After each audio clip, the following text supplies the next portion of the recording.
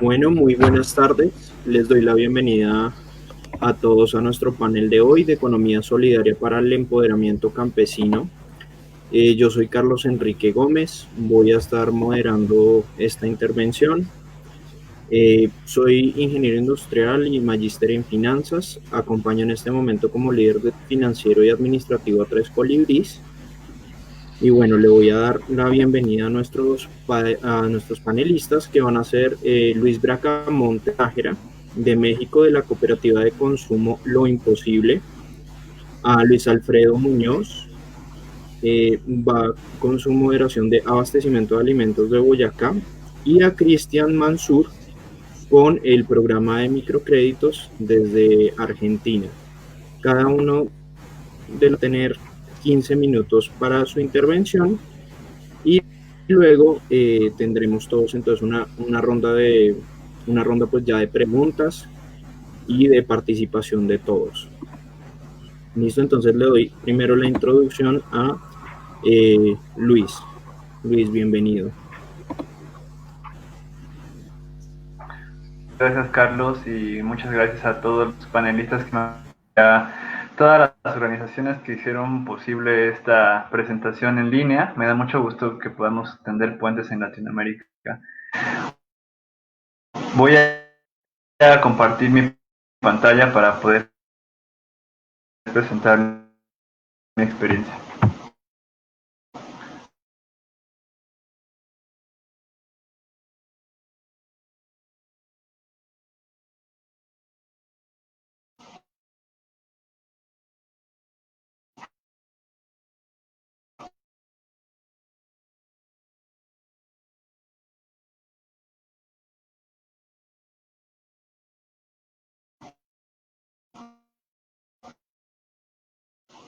Solo denme un segundo, por favor.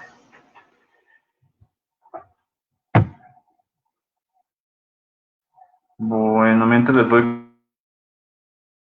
contando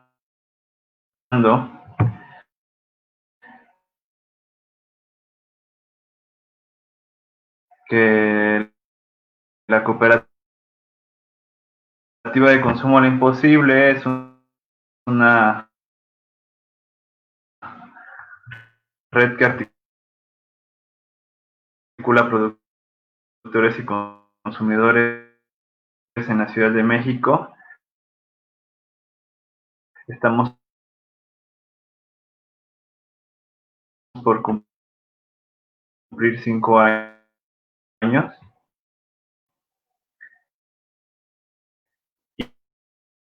Y pues a lo largo de este tiempo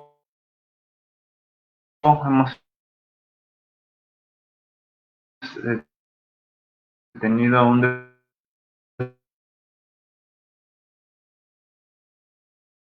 desarrollo muy favorable. Empezamos siendo un grupito de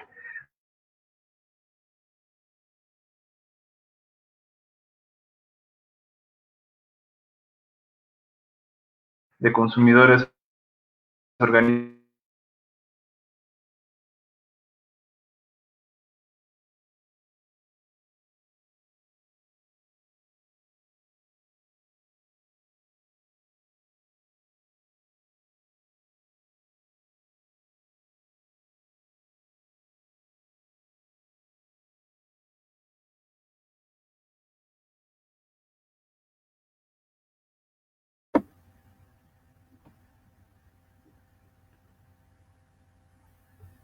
Ok, lastimosamente estamos teniendo unos inconvenientes de conexión con Luis.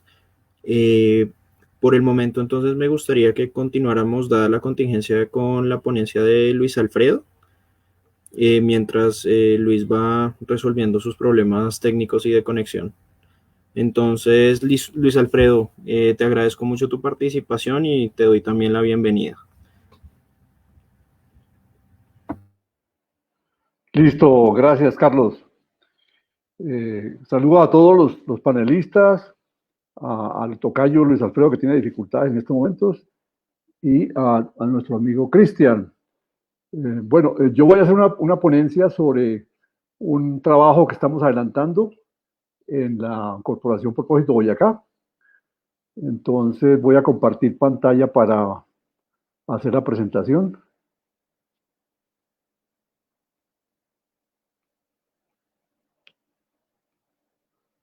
Ventana, compartir.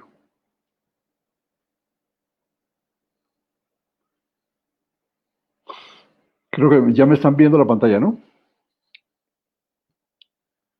Bueno, esta ponencia tiene que ver con el trabajo que estamos adelantando en la Corporación Propósito Boyacá, que es una organización de la sociedad civil que desde el año 2002 está desarrollando una serie de iniciativas por el desarrollo del departamento. Aquí estamos hablando de regiones como departamentos, igual que en México los estados.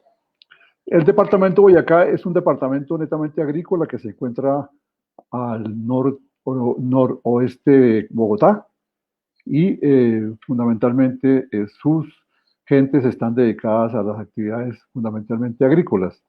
Entonces la corporación ha venido desarrollando una serie de iniciativas, dentro de esas el tema de modernización de los sistemas de abastecimiento.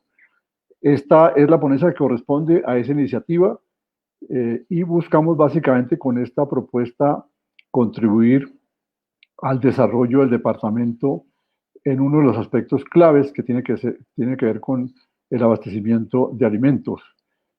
Actualmente esta iniciativa pues atraviesa por una serie de circunstancias que tienen que ver con esas grandes transformaciones que se han venido desarrollando en las cadenas globales de abastecimiento a partir de los desarrollos sociales y tecnológicos, y particularmente en esta coyuntura del COVID-19 han surgido una serie de problemas que tienen que ver con los impactos que esto tiene en las cadenas de abastecimiento. La FAO, ustedes saben, el presente año ha hecho una advertencia acerca del funcionamiento de las cadenas que tienen que ver con las cadenas de commodities cereales, las cuales generalmente en estos momentos no presentan ningún tipo de problemas, gozan de buena salud, y las cadenas de alimentos de alto valor nutricional, que son las cadenas que tienen dificultades.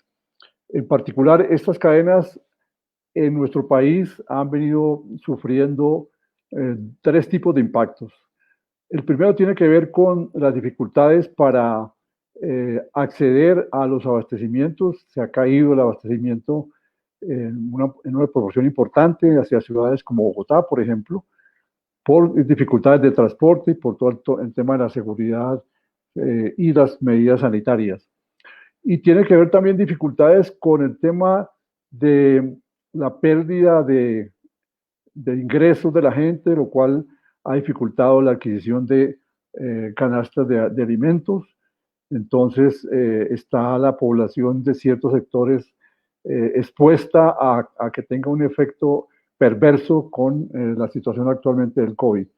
Y en tercer lugar, tiene que ver con los problemas que esto generaría estructuralmente en las estructuras de las cadenas de valor. Frente a eso, pues la política pública ha venido retomando estas situaciones, tratando de intervenir de manera coyuntural en la forma de balancear un poco la situación del abastecimiento. Sin embargo, estos procesos no son rápidos, estos procesos son muy lentos y la adecuación va a ser difícil. Frente a eso, entonces, nosotros como corporación hemos venido desarrollando un concepto del suministro que es un concepto ecosistémico. Nosotros pensamos que la cadena de suministro son ecosistemas compuestos por actores, actividades e instituciones que se relacionan y se organizan con el propósito de garantizar el suministro de alimentos de alto valor nutricional para que la población pueda acceder de manera sostenible, equitativa y eficiente. Entonces, con estos principios de la sostenibilidad, la equidad y la eficiencia, hemos desarrollado el siguiente modelo. Este modelo está compuesto básicamente de una serie de procesos, como ustedes los ven allí, y una red de relaciones.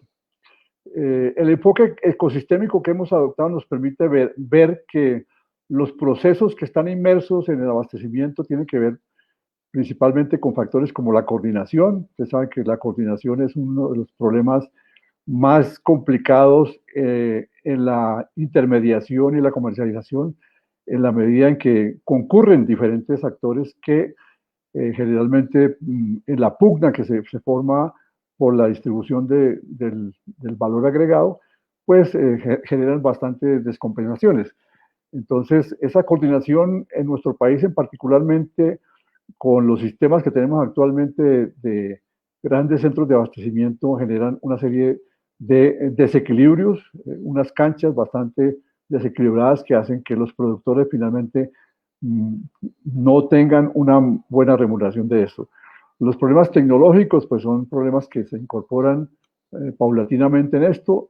Los procesos de información, pues el país ha venido desarrollándose de manera importante un sistema de información de precios y mercados. Sin embargo, ese sistema de información tiene algunos problemas de oportunidad y de algunos rezagos que no permiten que las señales de los mercados sean claras, transparentes, tanto para las decisiones de los productores como para las decisiones de los consumidores, lo cual dificulta un poco la operación. Y los problemas financieros de estas cadenas que son fundamentalmente cadenas que se financian de manera informal. Entonces, no hay un sistema financiero que sea explícito para el tema del abastecimiento, entonces eso dificulta bastante la operación de las cadenas. Y la planificación, ustedes saben que la planificación es un elemento bien importante porque se trata de anticiparse un poco a los cambios que pueden estar ocurriendo en los hábitos de consumo. En el momento actual sabemos que la población está cambiando rápidamente sus hábitos de consumo, afortunadamente hacia hábitos de consumo de comida cada vez más saludable. Pero las señales que estos transmite el sistema no son tan inmediatas, por lo tanto, digamos, los productores no reciben de manera directa estas señales por la falta, digamos, de todos estos elementos de información. Y en ese sentido, creo que los mercados que están asociados al funcionamiento de las cadenas, pues también son mercados que están teniendo algunos problemas. Tenemos tipos de mercados locales, las cadenas de abastecimiento cortas, han tenido algunas dificultades, sobre todo por problemas de seguridad, de salubridad. Y los alcaldes en nuestro país han tenido que asumir de manera directa, sin apoyos institucionales muy fuertes y del gobierno nacional, sin políticas del gobierno nacional referentes a este tipo de cosas. En la distribución al detal, pues es la que funciona porque está abierto, es uno de los sectores que está siendo eximido, digamos, del confinamiento. Sin embargo, pues sabemos que hay desabastecimientos transitorios y eso se nota en los cambios en los precios, que en ciertos momentos se suben los precios a los consumidores, lo cual afecta, digamos, el acceso a los productos. Otros tipos de mercados que hay en el país, las alianzas estratégicas, los mercados solidarios, que son básicamente algo que estaba ya en curso, pero que ha tomado mucha fuerza en el momento actual y que expresados, por ejemplo, en mercados campesinos, en mercados solidarios, en mercados justos, que han venido creciendo de manera importante, pero siguen siendo todavía unos mercados que son relativamente marginales. Los contratos de compraventa se dan en algunos casos y la integración vertical, que es la que más opera en los mercados, que son las que se dan a través de las grandes superficies. Esto está tratando de ser compensado un poco con el entorno institucional, que, como les decía, ha obligado a que las entidades del gobierno comiencen a ocuparse de estos temas. Sin embargo, no tenemos todavía una reglamentación, unas reglas de juego claras, de normas técnicas comerciales que permitan, digamos, jugar bien en este tipo de abastecimientos. Los acuerdos son básicamente informales en estas cadenas de abastecimiento y hace falta incentivos y apoyos más fuertes hacia las cadenas de abastecimiento. Pero, digamos, yo me detengo un poco en el tema de que estas cadenas no son tanto unas relaciones técnicas. Si bien es cierto, las relaciones técnicas y funcionales son importantes porque determinan la eficiencia, la manera como se operan estas cadenas, pero lo más importante es que estas son relaciones sociales y ahí viene un poco, creo que el sentido de lo que es tener esta presentación en el marco de lo que se llama economías solidarias, porque las relaciones sociales que hay inmersas en las cadenas de abastecimiento son las que finalmente permiten, digamos, entender cómo es que se genera el valor agregado de estas cadenas y sobre todo cómo se distribuye, cómo participan los diferentes actores en la distribución del valor agregado que se genera en estas cadenas. Nosotros hemos venido desarrollando en el país y particularmente en la región central unos conceptos que tienen que ver con agroredes, que son básicamente las redes de suministro de los productores que se organizan y acceden, digamos, a los mercados. Estas agroredes, pues el intento que se hizo inicialmente en el caso de Bogotá, pues se cayó en el error de creer que el problema de las agroredes era un problema funcional, un problema operativo. Y no se vio que es un problema de carácter social y yo diría más de carácter solidario, de acción colectiva. Y en esto es fundamentalmente lo que la corporación se ha ocupado, en el desarrollo, digamos, de fortalecer un poco la interlocución con las organizaciones solidarias, con las organizaciones de productores, que permita que tengan cada vez un papel más importante en la participación de esto.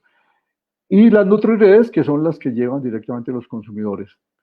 Entonces, vamos a ver básicamente cómo es que se balancea, cómo está el balanceado actualmente. Yo tengo aquí unos ejemplos de las cadenas de abastecimiento agroalimentario.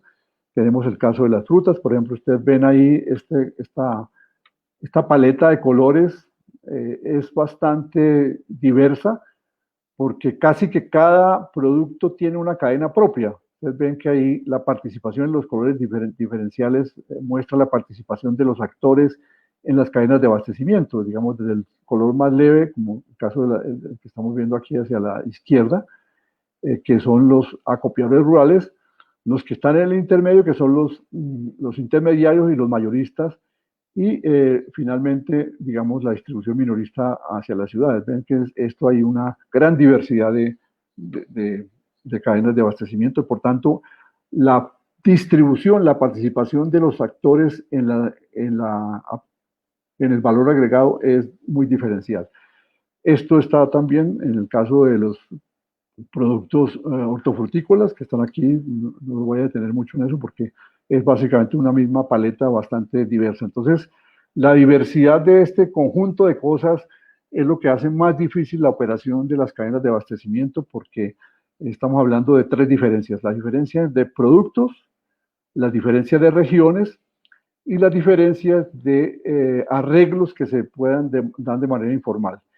Entonces, frente a eso, lo que nosotros estamos trabajando es una estrategia, básicamente, al lado del modelo, una estrategia que se centre en garantizar el abastecimiento de lo que llamamos la canasta básica de alimentos. Ustedes saben que la FAO y las entidades del sector han definido que estas canastas básicas de alimentos son las canastas que garantizan una oferta nutricional importante y que pueden, digamos, mejorar la dieta de los consumidores. Esa cadena básica está compuesta de 7 tipos de productos, no voy a tener a hablarlos, pero esta cadena básica, canasta básica de alimentos es lo que la corporación está planteando como un elemento que en la actual coyuntura el gobierno tiene que entrar a garantizar la oferta de una canasta básica y sobre todo el acceso a esa canasta básica de alimentos. Creo que este es un tema que el foro lo puede asumir como un problema de parte de lo que llamamos la renta básica, expresada en una canasta básica de alimentos, que es la propuesta que nosotros tenemos. Digamos, está bien, la renta básica es importante porque es importante que en este momento se también igualmente importante, o yo diría más importante, que se garantice que la población tenga acceso a una canasta básica de alimentos que esté subsidiada y que se complemente con la renta básica que se está planteando. Esa es la estrategia que estamos planteando y en eso pues algo se está desarrollando como iniciativa ya de focalizar esto, particularmente en Bogotá, en algunas localidades. Yo termino ahí, creo que se me acabó el tiempo. El tema es, Sí, Luis, nuestra corporación casi. es esta, este es nuestro equipo, le agradezco mucho el tiempo de ustedes y bueno, ya tendremos tiempo de comentar esto más a fondo. Gracias, voy a dejar de presentar. Ok, Luis, muchas gracias. Entonces continuamos con nuestro siguiente ponente, ahora sí, con Luis Bracamontes. Bienvenido, Luis, una vez más. Esperemos que ya Hola, ¿me escuchan bien funcione ahí? correctamente la conexión. ¿Me escuchan bien? Sí, ya te escuchamos. Ahora vamos a hacer la prueba. Si no, pues me lo aviento sin presentación. Eh, ustedes me dicen si ya pueden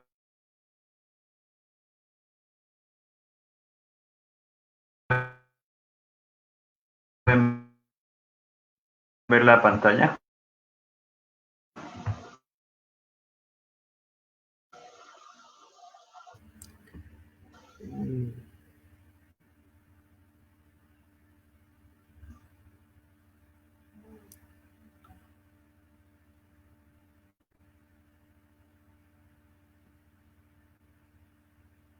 ¿Pantalla ahora?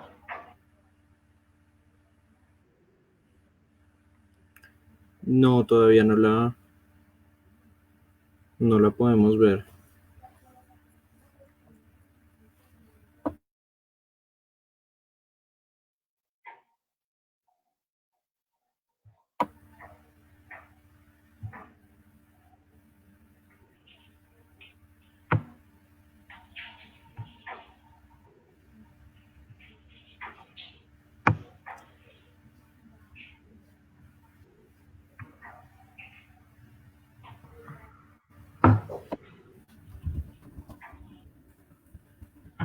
Eh, ¿Me escuchan bien?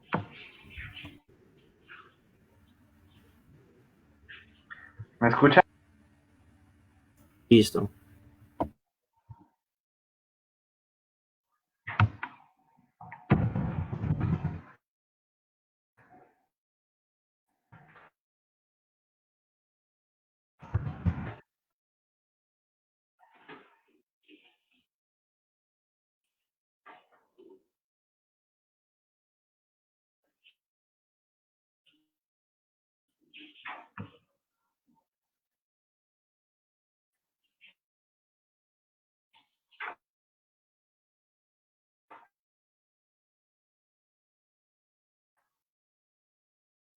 Ok. Eh,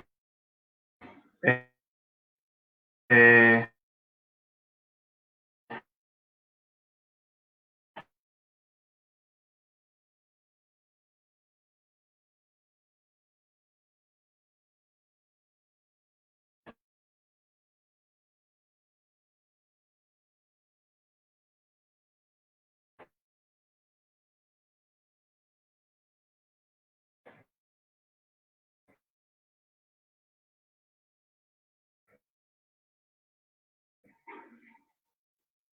no, no se puede presentar porque creo que es demasiado para el internet que tengo aquí.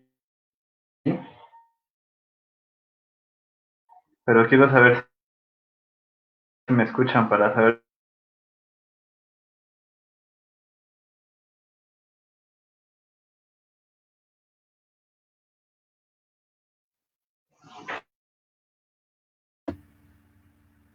Ok, Luis, parece que todavía tienes inconvenientes de conexión. Nuevamente vamos a darle paso ya a la presentación de Cristian, mientras terminamos de solucionar los problemas técnicos que tiene en este momento Luis. Pues Cristian, bienvenido y muchas gracias por acompañarnos.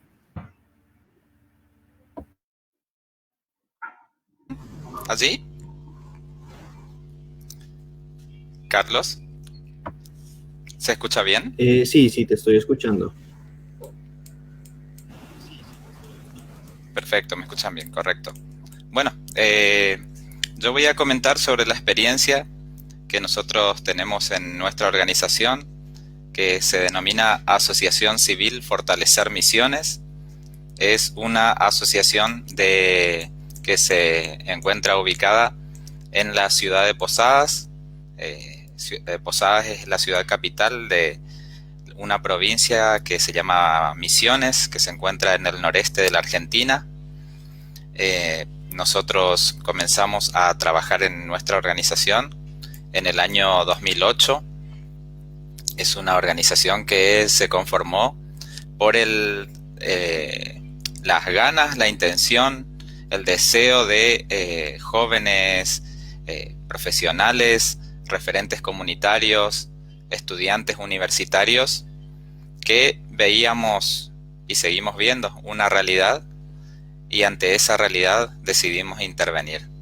Entonces, como parte de esa intervención, conformamos una asociación civil, una figura legal reconocida por el Estado provincial y el Estado nacional, con la cual empezamos a trabajar en esto de lo que es la economía social, ¿sí? En la economía solidaria. Empezamos con un programa de microcréditos, con la intención de que lo que vemos aquí en esta provincia, ya desde ese momento, y lo seguimos viendo, es que hay como un gran espíritu de emprender aquí, es decir, pero muchas veces los emprendedores no tienen la posibilidad de contar con los recursos como para poder llevar adelante su emprendimiento. Y allí se acercan a organizaciones como la nuestra, con lo cuales nosotros les brindamos asistencia, por un lado, capacitaciones, y les brindamos un apoyo económico para que esos emprendedores puedan salir adelante.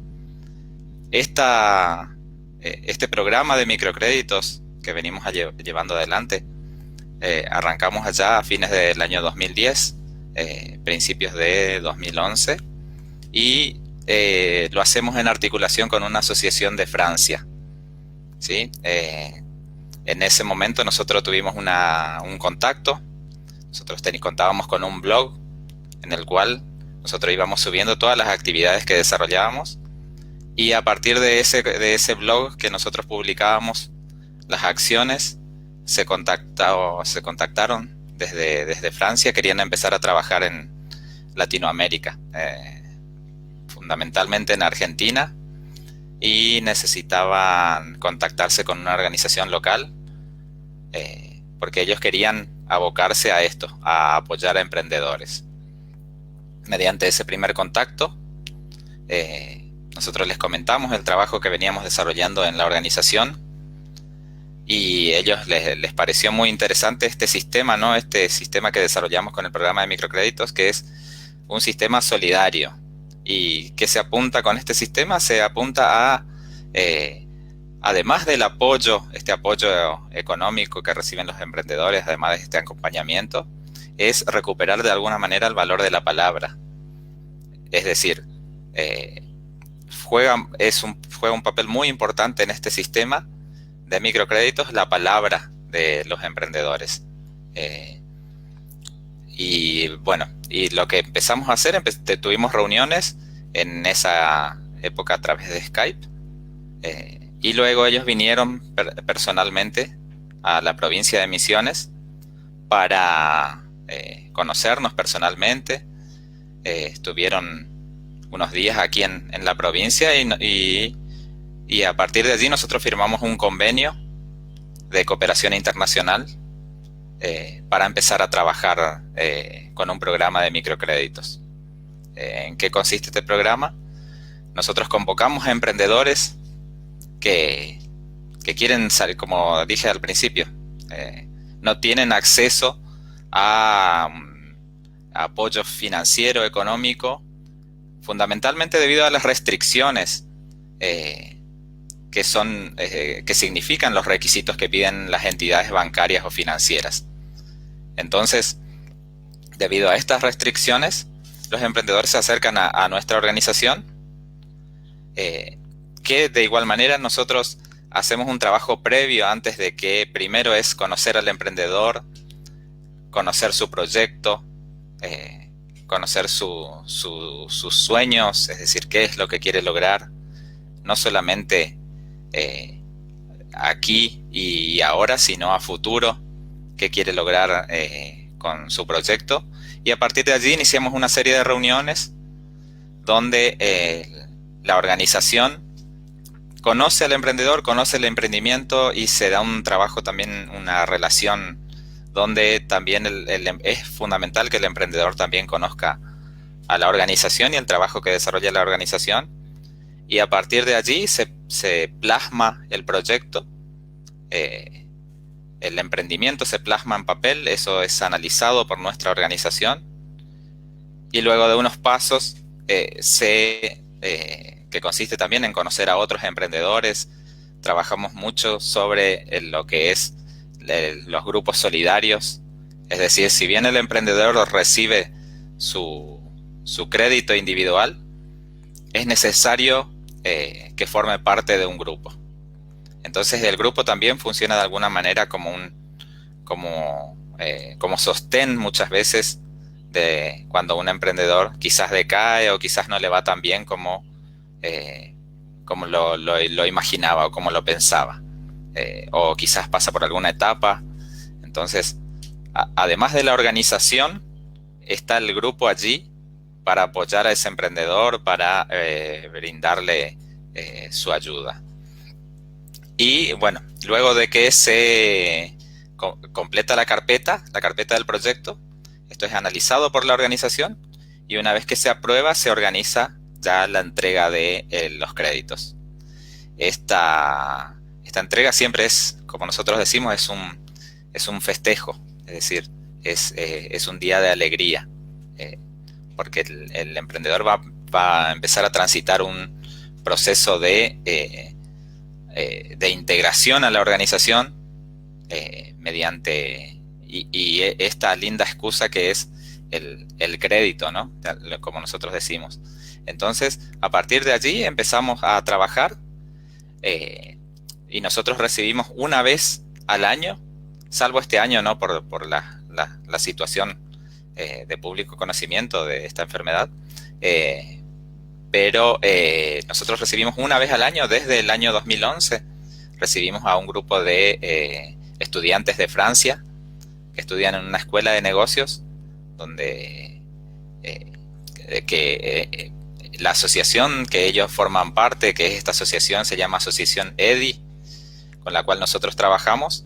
Esta asociación se encuentra, es una asociación que surgió dentro de esa universidad y nosotros recibimos desde ese año entre 10 y 15 estudiantes de Francia que vienen y al principio se quedaban durante un mes y desde hace un par de años se quedan 2 meses aquí en la provincia de Misiones.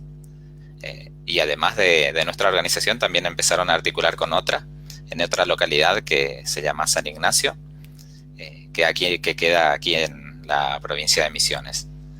Nosotros la verdad que estamos muy contentos porque en todos estos años hemos tenido numerosas experiencias de emprendedores que de alguna manera salieron adelante, es decir, empezaron con un crédito, con un pequeño crédito, luego fue creciendo. En las reuniones que nosotros hacemos una reunión mensual, tratamos siempre de que se compartan lo que cada emprendedor tiene para ofrecer. Hacemos una mini feria, tratamos de también conectarlos a ellos con otras instancias de capacitación y de otorgamiento también de créditos. Muchas veces los emprendedores ha crecido el emprendimiento de tal manera que ya necesitan acceder a otras líneas de financiamiento que la organización no otorga, pero conecta a ese emprendedor con esa otra posibilidad. O, por ejemplo, si hay las posibilidades de participar en ferias, en eventos de comercialización, donde ellos puedan dar a conocer su emprendimiento, nosotros tratamos de conectarlos. En este tiempo, desde ese año, han pasado más de 1000 emprendedores por nuestra organización. Nosotros estamos muy contentos porque año a año nosotros renovamos este programa, esta confianza que nosotros decimos con esta Asociación de Francia. Y esta asociación, durante todo el año también estamos en contacto porque ellos hacen eventos de recaudación de fondos para poder apoyar a los emprendedores. Y cuando ellos vienen aquí, además de conocer a quienes ellos apoyan mediante estos créditos, ellos les brindan capacitaciones de marketing, atención al público, ventas, herramientas básicas de contabilidad. Les brindan esta posibilidad a los emprendedores. Y los emprendedores también los reciben, los conocen personalmente a quienes hacen un esfuerzo no solamente en recaudar los fondos para los créditos, sino en viajar desde tan lejos, ¿no? Que es desde Francia a la Argentina. Así que esta es la experiencia que queríamos comentar. Nosotros, la verdad que estamos muy contentos de participar en esta experiencia, en este evento, y estamos muy contentos también de continuar y poder contar el trabajo que hacemos. Nuestra organización viene trabajando en este programa y bueno, la verdad que estamos muy contentos de poder comentarlo y difundirlo. Así que... Listo, Kristen. Muchas gracias por compartir con nosotros. Bueno, nuevamente Luis. Ahora sí te doy la tercera la vencida, Carlos. Ahora lo voy a hacer por métodos más analógicos. No sé si pueden ver ahí mi pantalla. ¿Sí se alcanza a leer? Sí, Luis, sí te escucho. Bueno, pues sí. Gracias a todas y todos. Yo soy miembro de la Cooperativa de Consumo Lo Imposible. Como les comentaba, es una organización que tiene 5 años en la Ciudad de México. Y esta organización, bueno, antes de pasar a eso, pues conecta productoras y consumidoras acá en la Ciudad de México. Yo les quería hablar primero un poquito como del contexto rápidamente de lo que está ocurriendo en México en particular. En México tenemos, y en particular con el tema del COVID-19, tenemos ya cerca de 540,000 casos de COVID registrados por las autoridades y más de 57,000 defunciones, lo cual realmente representa una tasa bastante alta de mortalidad con relación a otros países. Y para mí es importante hablar de eso, ¿no? Y ahorita voy a profundizar en ese sentido. Abajo les puse una pequeña línea de tiempo que tiene que ver con el proceso que hemos seguido como organización en estos días. Acá en México la Jornada Nacional de Sana Distancia, o lo podríamos llamar la cuarentena, empezó el 23 de marzo. Nosotros estuvimos realizando trabajos todavía hasta el 25 y decidimos parar por 2 meses porque acá se estaba manejando la idea de que ya estábamos llegando a un pico de contagios y que podíamos regresar a las actividades pronto, pero lo cierto es que hasta el momento el número de casos se mantiene alto y todavía nos mantenemos en un estado de cuarentena de alguna manera. Sin embargo, el 27 de junio decidimos regresar por un tema económico también y porque en la Ciudad de México se cambió hacia el semáforo naranja, un poquito por debajo del rojo, donde algunas actividades ya se podían realizar. Y eso pues nos dio pauta para volver a regresar. Ahora bien, yo quería mencionar esto rápidamente también.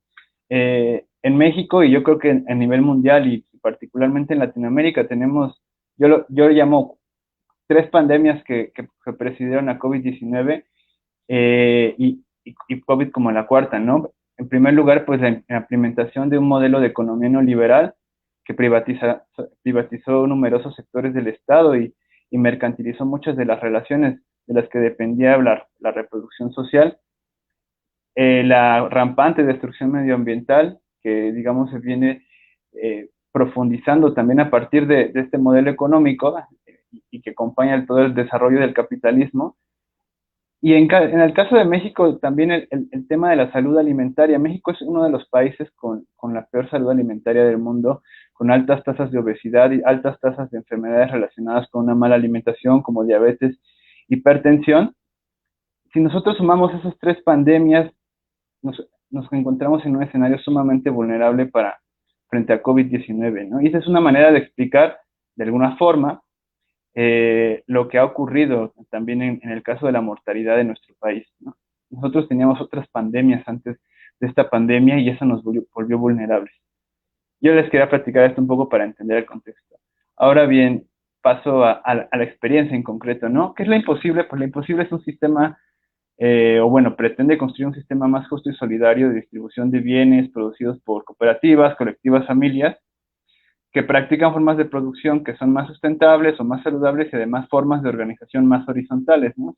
Ninguna de estas organizaciones realmente son empresas, sino más bien economías populares o solidarias, ¿no? Y al mismo tiempo representa una comunidad de actores, de actrices que están operando, que se organizan en torno a la justicia social, la defensa del medio ambiente y el cuidado de la vida, ¿no? Es una forma, un pretexto también para organizarnos a partir de un acto cotidiano como el consumo. Y bueno, concretamente la cooperativa de consumo La Imposible está integrada por un colectivo gestor que tiene 15 miembros, la mayoría de nosotros somos menores de 33, 34 años, con diferentes actividades, no solamente de distribución de productos, sino también relacionados con la educación, la comunicación del proyecto y una comisión de crédito al interior que justo sirve para poder ir impulsando y mejorando los procesos productivos de las productoras asociadas. Estamos trabajando con cerca de 800 consumidoras, o hemos trabajado con cerca de 800 consumidoras, aunque, digamos, mensualmente estamos hablando de un volumen de productos de cerca de $5,000 a $6,000 americanos. Y trabajamos con 30 productoras primarias y transformadoras que se encuentran ya sea en la ciudad, también en la zona periurbana y en otros estados del país.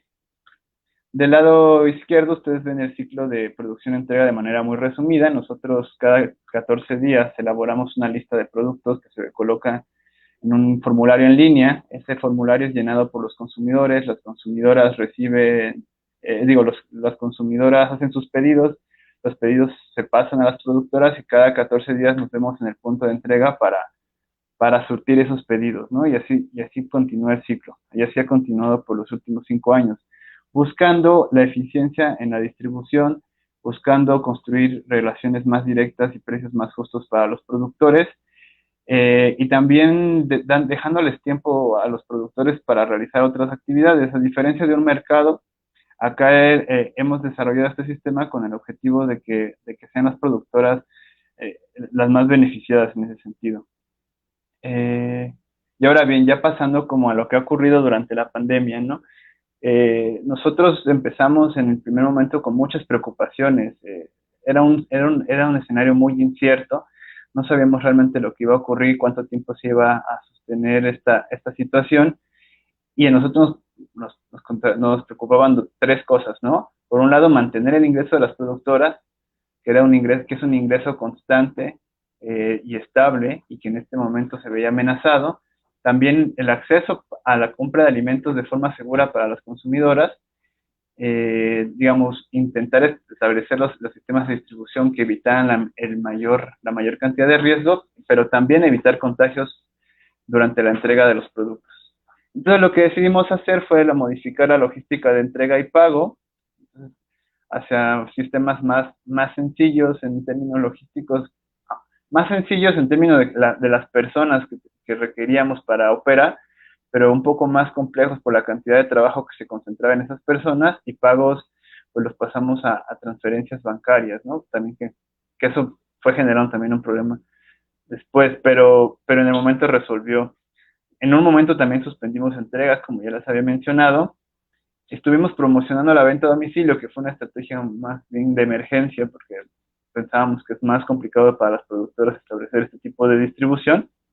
Y finalmente, pues una de nuestras principales, acciones fue la de promover la organización de las productoras y las consumidoras para disminuir traslados, de facilitar entregas, hacer pedidos conjuntos, realmente buscar la forma de disminuir el riesgo al máximo a partir de la organización. Y esto pues sí generó varios resultados interesantes, ¿no? Tenemos un sistema seguro de entregas que está operando catorcenalmente. Notablemente se aumentó el volumen de las ventas en promedio un 40%, y pudimos adaptarnos a un nuevo sistema y hemos adquirido nuevas habilidades, ¿no? Habilidades relacionadas, por ejemplo, con el manejo de redes sociales o herramientas virtuales para la comunicación y la logística, y también pues a poder reaccionar de manera resiliente a un contexto como este, ¿no?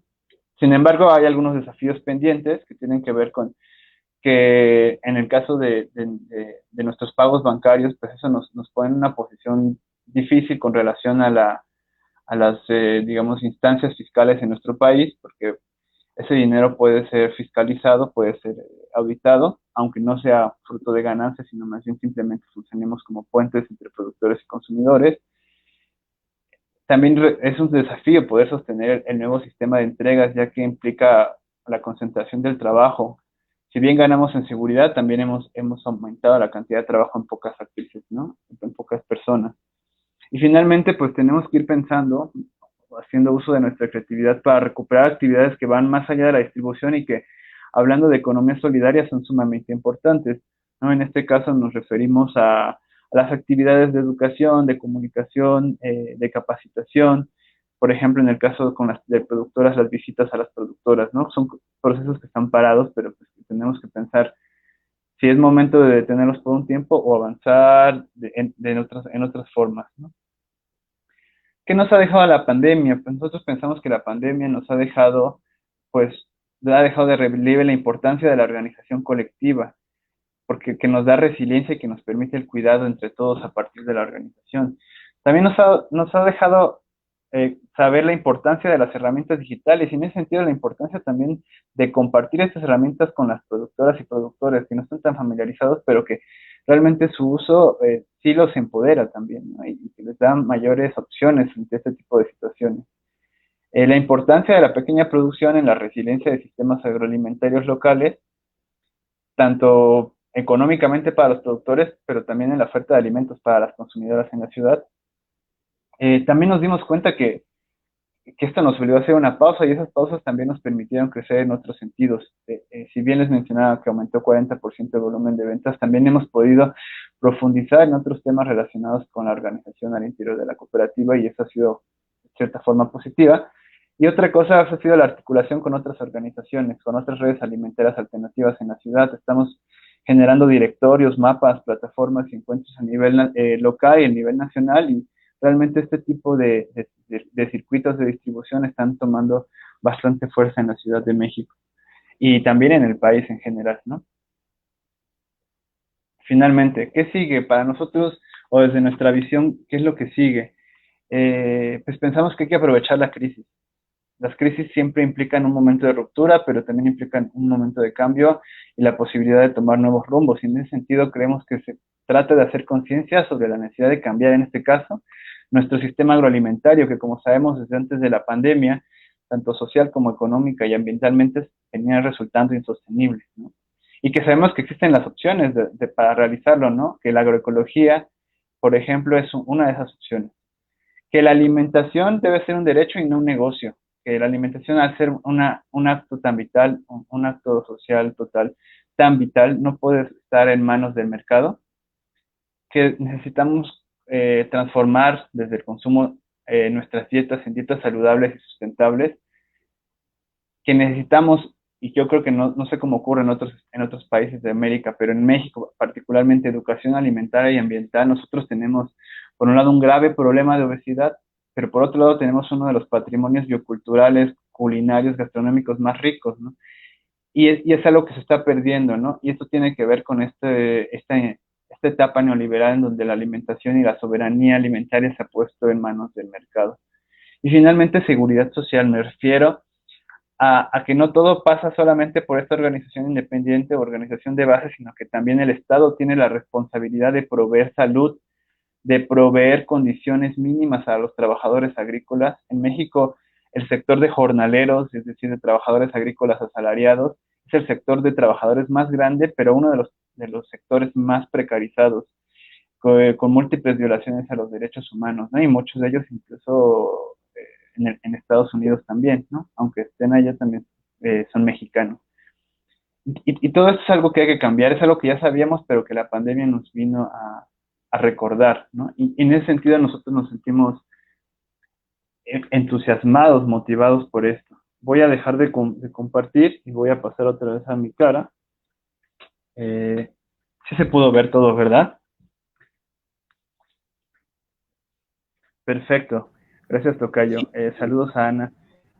Eso sería por el momento mi participación. Muchas gracias y escuchamos las preguntas y respuestas.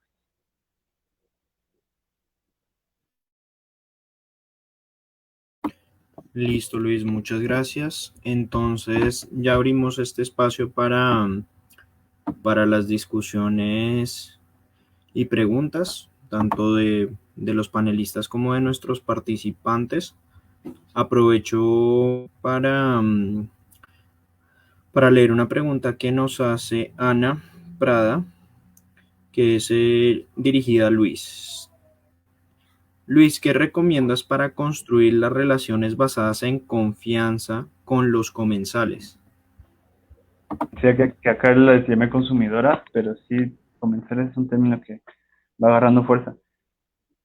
Pues para nosotros es importante la transparencia y la comunicación. Es decir, si nosotros no tenemos claro cómo funciona la distribución, por ejemplo, del valor económico que se genera a lo largo de la cadena, eso va a generar muchos problemas de confianza, por ejemplo.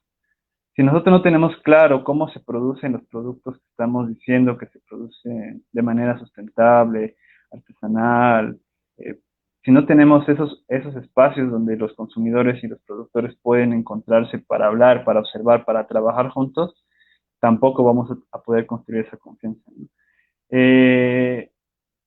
Yo creo que tiene que ver con eso, tiene que ver con experiencias. A veces los datos en un papel no necesariamente generan la confianza que puede generar conocer directamente al productor, al consumidor.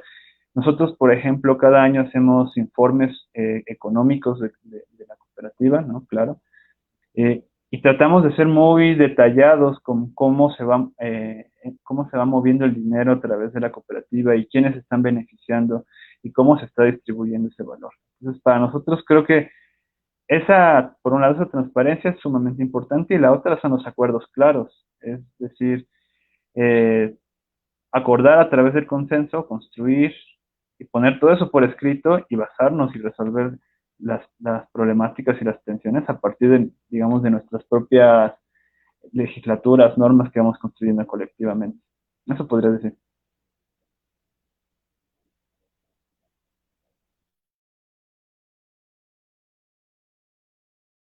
Nuevamente pregunta para Luis. Cuando vienen a QRO, no hay una agenda de visita a otros estados.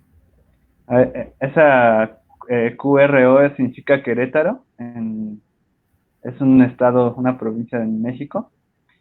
Nosotros ahorita estamos impartiendo en línea un taller virtual para organizar nuevas redes alimentarias en otras partes del país y justo tenemos a unos académicos de Querétaro. Sin embargo, nosotros les voy a pasar ahorita el correo de la cooperativa. Ustedes nos pueden escribir y nosotros nos podemos poner de acuerdo para charlar y nosotros realmente nuestra apuesta política es por la multiplicación de estas iniciativas. Más que el crecimiento es la multiplicación. Entonces, el correo es cooperativa.laimposible@gmail. Ahorita igual lo podemos poner aquí por el video, ¿no?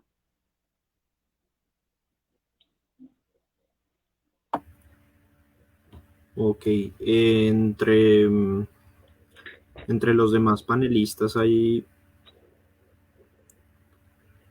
alguna pregunta adicional que se quieran hacer de las ponencias?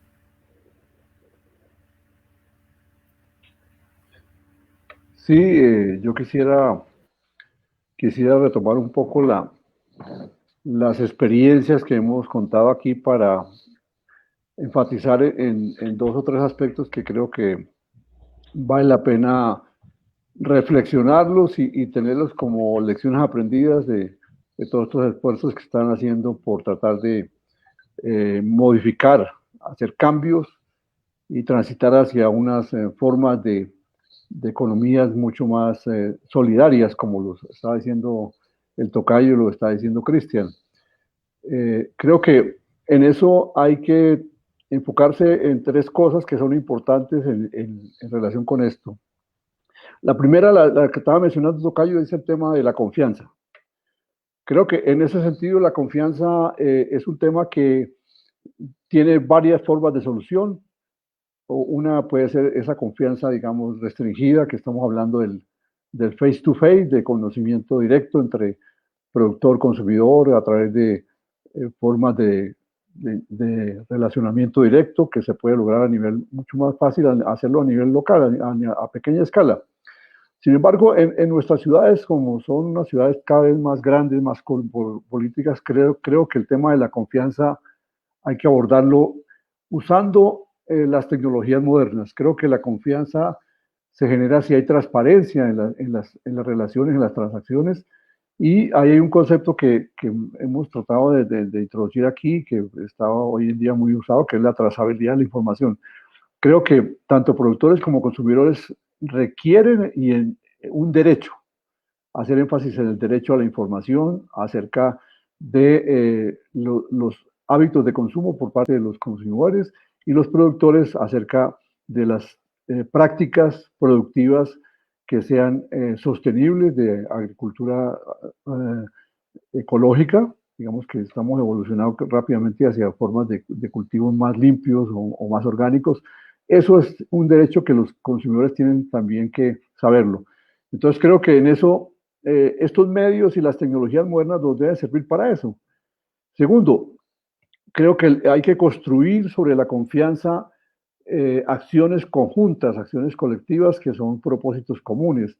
Y en ese sentido creo que uno de los temas que todos estamos trabajando es cómo armamos redes, y este es un foro sobre eso, sobre redes, para que compartamos experiencias y nos juntemos todos los que estamos trabajando en esto, porque creo que hay que abrir una brecha muy grande en el momento actual, en el momento contemporáneo y sobre todo en la pandemia, para que las voces de estos esfuerzos solidarios, de estos esfuerzos mancomunados, se escuchen en el ámbito local, global, nacional, etcétera. Entonces, esa es una invitación también a que trabajemos conjuntamente en eso. Y finalmente, creo que un tema, como lo están mencionando ustedes, que me parece muy importante, es hay que difundir estas experiencias, hay que comunicarlas, hay que sea cada vez más grande este movimiento. Y creo que foros como estos sirven bastante para eso, pero creo que el esfuerzo hay que mantenerlo continuamente. Entonces, yo los invito a que sigamos trabajando en este esfuerzo para que nos logremos tener mucho más resonancia. Excelente, Luis, muchas gracias. Yo quería hacer una pregunta para Cristian, que sería, ahorita se viene un tiempo importante de recuperación económica. ¿Qué estrategias se tienen o visualizas tú del sector financiero para fortalecer o de pronto acelerar más en un sector, digamos, que requiere en este momento, pues precisamente tanto impulso, que es precisamente todos los que se buscan, digámoslo, posicionarse en una economía solidaria, que se sale un poquito, digamos, de esas dinámicas de competencia, pues, violenta de otro tipo de organizaciones?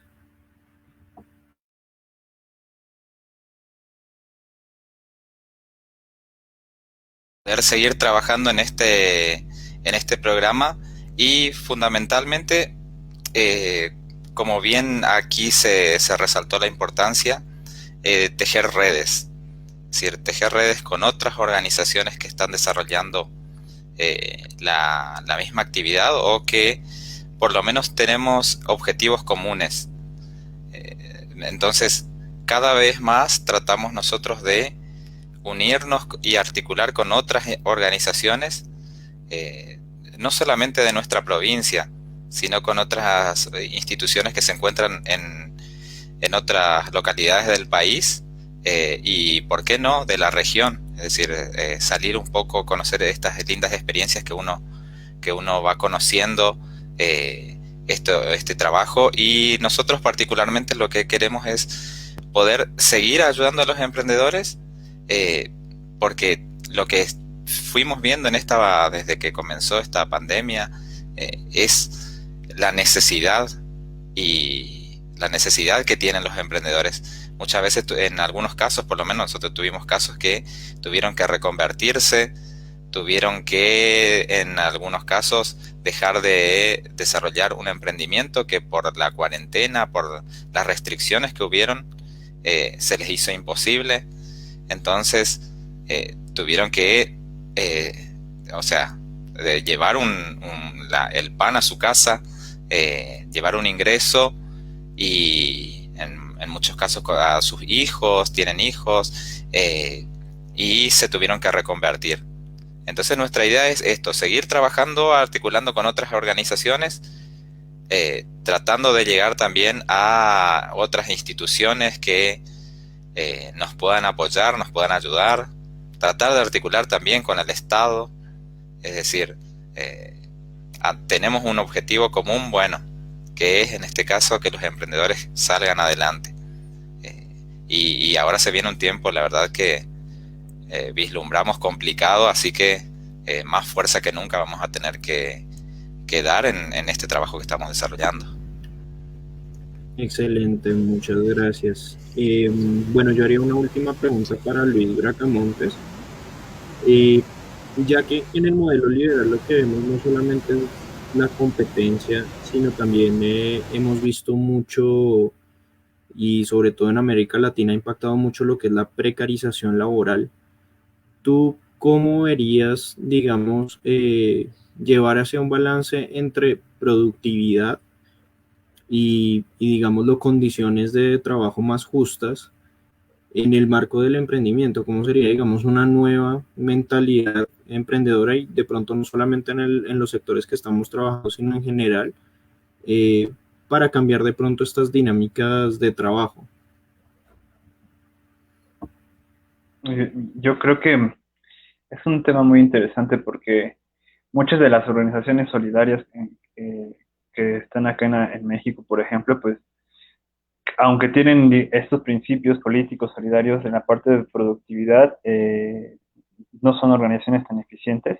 Y por otro lado, los productos que se producen tampoco son económicamente accesibles, porque cuando queremos pagar precios justos a los productores, entonces necesitamos también que los consumidores o los comensales tengan salarios justos. Y entonces es la gran paradoja del capitalismo, porque por un lado presiona para abaratar los alimentos y por otro lado también presiona para bajar los salarios. Y entonces un productor que quiera ganar precios justos por sus productos se encuentra en esa paradoja. Ahora, ¿cómo podemos hacer esto, no? Es difícil porque ¿cómo cambiamos entonces el sistema económico al mismo tiempo que sostenemos este tipo de procesos solidarios que si bien no pueden competir directamente con los grandes productores, por ejemplo, del norte del país, en el caso de México, están generando otro tipo de valores? Mi primera respuesta con eso tiene que ver con que hay que reconocer que los pequeños productores generan, además de un valor económico, otro tipo de valores con su trabajo, que tienen que ver con valores culturales, valores ambientales, incluso valores sociales, y que entonces, al ser un beneficio general para la población, tendría que ser reconocido en políticas públicas. Y eso no está ocurriendo, ¿no? Porque obviamente el gobierno tiene una lógica neoliberal. Ahí es donde se ha tratado de empujar, ¿no? Se ha tratado de empujar en el sentido de que se reconozca por parte del país o del Estado en particular este tipo de valores generados y que de alguna manera facilite también el acceso a los alimentos a partir quizá de subsidios, lo cual se antoja bastante complicado. Por otro lado, también podría venir un gran impulso a los pequeños productores desde el propio Estado a partir de las compras públicas, a partir de la capacitación, a partir de, como decía el tocayo, de la promoción, la comunicación de ese tipo de iniciativas. Y bueno, creo que eso iría ampliando la cantidad de organizaciones y a partir de la articulación permitiría generar un poco más de eficiencia y a lo mejor acceder el acceso para más consumidoras y comensales. Y por otro lado, pues también nos hace falta ensayar tipos de intercambio no monetarios que permitan el acceso. En realidad yo no tengo una respuesta porque la paradoja es muy profunda. La paradoja es, queremos precios justos para los productores, pero los comensales ganan salarios injustos y esto es el capitalismo y entonces la única forma de resolver esa paradoja es tirar el capitalismo. Pero mientras tanto pienso que algunas reformas que se pueden dar en el Estado y algunos procesos organizativos a nivel de base entre organizaciones podría aumentar el acceso y podría aumentar la productividad de pequeños productores y transformadores. Es un tema que podríamos pasar la tarde hablando, pero lo dejo hasta ahí. De acuerdo. Bueno, leo una última pregunta de Facebook y entramos pues ya a nuestra etapa final de la ponencia de hoy. También para Luis Bracamontes, el actual Tratado México, Unión Europea y Canadá, el TEMEC, y la cláusula de adherencia a la Unión Internacional para la Protección de Obtenciones Vegetales, ¿cuál es su perspectiva respecto al tema? Que limitan incluso prácticas agroecológicas. Ello conlleva patentar variedades y genes, propiedad del bien común. Todavía tenemos tiempo, ¿verdad, Carlos? No sé cuánto tiempo tenemos. Bueno, voy a tratar. Mira, nosotros ahorita estamos en una encrucijada porque se renegoció el Tratado de Libre Comercio con Estados Unidos y Canadá. Ahora se llama el TEMEC, antes era TELECAN. Este TEMEC implica una de sus cláusulas la adherencia al Tratado 91 de la Unión de la OPOP.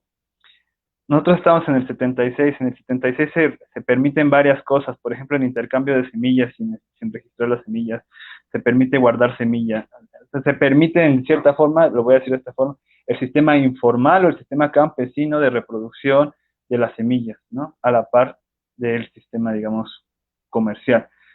Sistemas que se necesitan unos a otros para poder existir y sistema que en concreto nos permite una alta resiliencia frente a diversas situaciones. O sea, me refiero al sistema de las semillas campesinas. La diversidad de semillas en términos alimentarios y en términos agroecológicos de adaptación a diferentes condiciones climáticas es una de las herramientas más importantes que tenemos frente al cambio climático. Entonces, realmente proponer que esto se obligue a partir de un tratado de libre comercio es verdaderamente pues nefasto, ¿no? O sea, realmente en México hay una gran organización a partir en particular de la defensa del maíz nativo frente al ingreso de maíces transgénicos, alrededor de la defensa de las semillas campesinas. Nosotros mismos formamos parte de algunas de esas organizaciones y nos oponemos totalmente al cambio en el acta de la OPOP, ¿no? Nosotros pensamos que en realidad pone en desventaja a México en términos alimentarios y que solo beneficia a las grandes compañías semilleras, ya saben, Bayer, Monsanto, Pioneer, Syngenta, ¿no? Esperamos que el gobierno de México, que tiene un carácter, digamos, un poco más abierto y que el presidente del país ha mencionado varias ocasiones que el maíz transgénico no va, pueda ayudar a que al menos la cláusula que implicaría este cambio a una nueva acta de la OPOP no pase, ¿no? De hecho, ahí había una ley que se había presentado en el Congreso, no se aprobó, pero sigue ahí en la discusión, pero sí hay una gran organización para que esto no ocurra. De hecho, bueno, ahí en la página de la cooperativa, el día de ayer se transmitió se publicó una charla muy interesante con una investigadora de la Universidad Nacional Autónoma de México, que les recomiendo ver para que se informen un poco sobre este tema. Eso. Listo, Luis, muchas gracias. Bueno, ya para nuestra discusión final, la idea sería que nos planteáramos la pregunta: ¿qué lecciones y aprendizajes han dejado las experiencias expuestas en este panel? Voy a empezar un poquito con lo que yo pude percibir, que me pareció un panel bastante interesante. Son 3 experiencias diversas que aportan muchísimo. Y como gran conclusión que yo tomo de las ponencias es que requerimos en este momento una gran creación de confianza, ¿sí? Y pues inclusive repensar inclusive el modelo de consumo y de lo que queremos pues nosotros transmitir, así como darle pues una gran fuerza inclusive en comunicación pues a todos estos proyectos, ya una vez habiendo superado de alguna manera esta crisis. Entonces me voy con esta reflexión de ese reto, ese gran reto de construcción de confianza, cómo se podría dar. No sé si alguien más quiera poner sus reflexiones finales. Sí, yo quisiera reforzar un poco el excelente comentario, el resumen que ha hecho Carlos sobre este panel de experiencias solidarias. Creo que en el fondo lo que estamos viendo es un poco la reiteración de la famosa frase del cantante y poeta que no hay camino, se hace camino al andar, porque la senda es muy larga y el camino ahorita con tanta incertidumbre que tenemos, creo que hay que afrontarlo eh, de una manera distinta y creo que estamos en ese empeño. Creo que la manera distinta es que tenemos que romper esos paradigmas que se han creado por la sociedad de consumo, por estos sistemas tan injustos del capitalismo bárbaro que tenemos. Y creo que en ese esfuerzo está estas experiencias para contribuir a que se siembren nuevas ideas y se cosechen en nuevas esperanzas.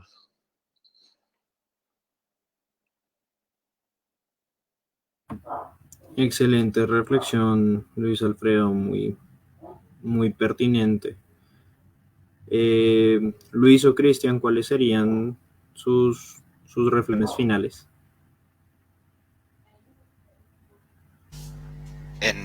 En mi caso es esto, es fundamentalmente apostar al trabajo en red, conocer otras organizaciones, conocer otras experiencias, inclusive ver la posibilidad de replicar, obviamente siempre atendiendo al contexto local, pero replicar este tipo de experiencias. ¿Sí? Poder conocernos, poder establecer contacto es fundamental, porque si no, que muchas veces creemos que a veces, y sobre todo cuando a veces las cosas no nos van tan bien, creemos que somos, solo a nosotros nos sucede. Entonces cuando vos conocés otras experiencias, ves cómo le está yendo a otras organizaciones, el trabajo que vienen haciendo, estas experiencias que comentaron Luis Alfredo y Luis Bracamontes, la verdad que son experiencias lindísimas y bueno, y continuar el contacto, fomentar este tipo de redes, este tipo de espacios, de foros, donde podamos comentar las experiencias que venimos llevando adelante y bueno, y de qué manera nos podemos ayudar entre todos. De acuerdo, la construcción de redes siempre va a terminar siendo un factor clave. Bueno, Luis, cerramos contigo. Gracias, Carlos. Gracias a todos por su palabra el día de hoy. Voy a volver a decir lo mismo que dijeron mis compañeros. Es decir, nosotros nos dimos cuenta que estar conectados, incluso para un acto tan cotidiano como es comer, escucharnos más allá de lo económico también, entendernos, compartir, replicar este tipo de espacios que se han multiplicado durante la pandemia, ha sido fundamental para empezar a construir redes que nos van a permitir poder plantear la posibilidad de un futuro distinto. También creo que hacen falta mucho el trabajo transgeneracional, es decir, en México, por ejemplo, hay un gran sector de economía solidaria con el cual nosotros no estamos tan conectados como jóvenes. Nosotros empezamos como con sentido común a empezar a organizarnos, ¿no? Tenemos ciertos referentes, pero no conocemos mucho de las experiencias de otros momentos de la economía solidaria en nuestro país y menos en Latinoamérica. Entonces, ahí yo también creo que es importante escuchar la voz de nuestros mayores y mayoras, ¿no? Escuchar sus experiencias y compartir también lo que nosotros como jóvenes tenemos para aportar. A lo mejor el uso de redes sociales o de las herramientas digitales es algo que nos va a poder ayudar conjuntamente, ¿no? A poder resolver muchos problemas, y a veces esa brecha se genera entre generaciones de más edad y generaciones más jóvenes. Y por otro lado, nosotros con una perspectiva tan corta o quizá a veces inmediatista de ciertos procesos, no podemos generar quizá la planeación necesaria para alcanzar otro tipo de metas. A mí me encantó escuchar a Luis Alfredo, además de que es mi tocayo. Me gustaría más adelante volver a platicar con él para que me dé unas cuantas lecciones, la verdad. Y bueno, eso sería todo. Muchas gracias. Muchas gracias, Luis. Bueno, muchas gracias a los tres de verdad por compartir sus experiencias. Ha sido supremamente enriquecedor. Muchas gracias por sus reflexiones, Luis Alfredo, Luis, Cristian. Y bueno, esperemos que todas estas discusiones sean para tanto ir tejiendo más redes como ir conociendo más, porque a veces uno conoce muy poquito del tema. Un brindis con Luis Alfredo.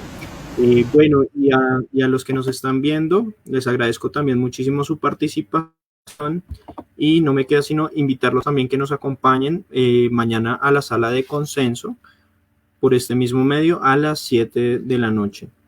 Muchas gracias a todos por su participación. Muchas gracias. Gracias a todas y los vemos en México para echarnos un mezcal. Gracias, Luis. Invitación tan provocadora, tocayo.